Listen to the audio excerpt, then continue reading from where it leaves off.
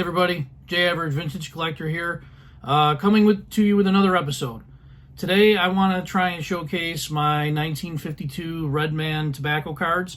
These are cards that I bought early on, getting into vintage in 2023, and just kind of stumbled across them. I thought they looked great. I did not, at the time that I bought them, realize that they were oversized cards, so when they first started coming into the mail, I was kind of surprised as to what I was actually getting. I did not expect them to be oversized, but they are just fantastic cards.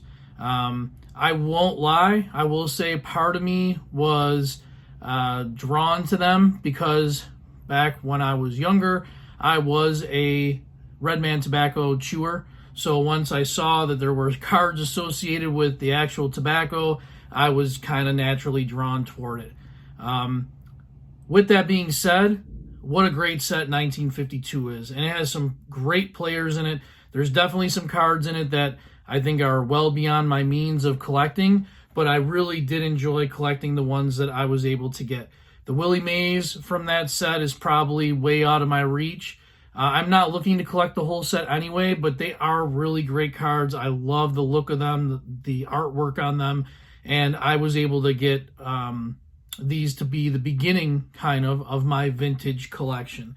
Again, when I first started collecting vintage, I was all over the place. So this was just something where I was on eBay and they caught my eye, and it just so happened that a new collection had become available. So I was able to grab a whole bunch of them up at the same time for a decent price, and they all have the bottom tab on them, which is, in my opinion, more sought after, a little bit more rare than the ones that don't have the tab. So I'll turn the camera around and kind of give you an idea and show the ones that I've been able to add to my collection. Okay, so the first one I'm going to show, again, starting with probably my favorite, just because he is one of my favorite players ever, is going to be Duke Snider. Duke Snider, again, has that bottom tab. Little beat up, but I call cards that are kind of beat up like this having a lot of character. And this one has definitely a lot of character. Love the blue in it to go with the Dodger blue.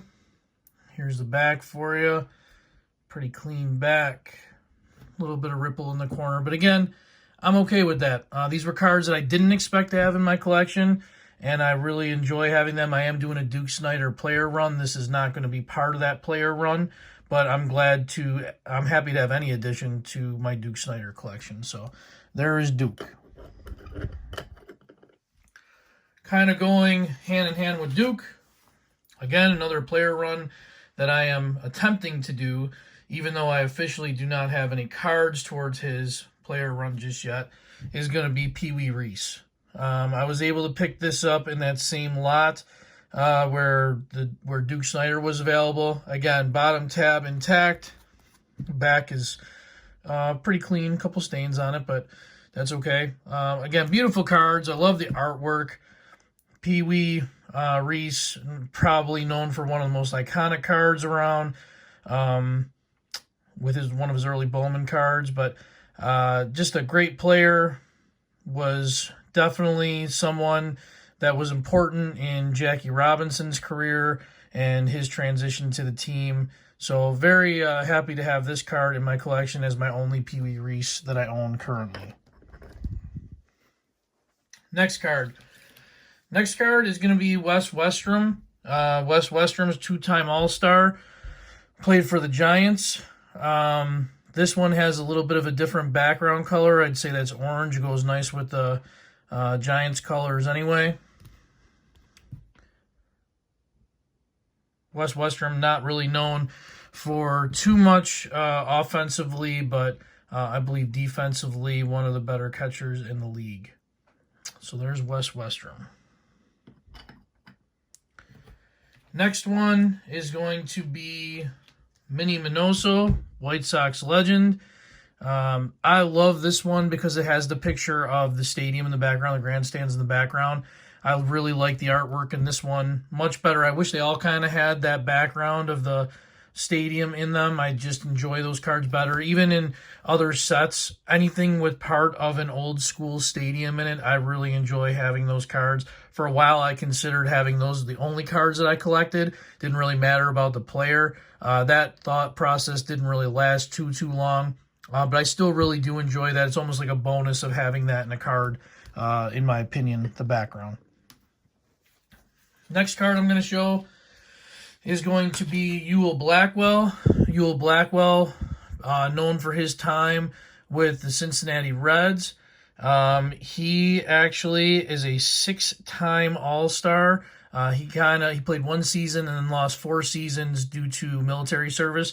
Again, I always hold those players in very high regard.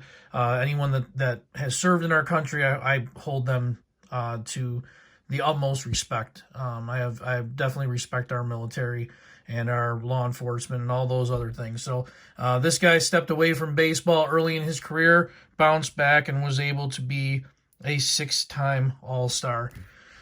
And there's the back. Again, on the front of his, it does show the stadium again. Like I said, they just look so much nicer. I wish Duke had that. I wish Pee Wee kind of had that in the background. It would be really nice to have them with that, but that's okay. I'll take what I can get.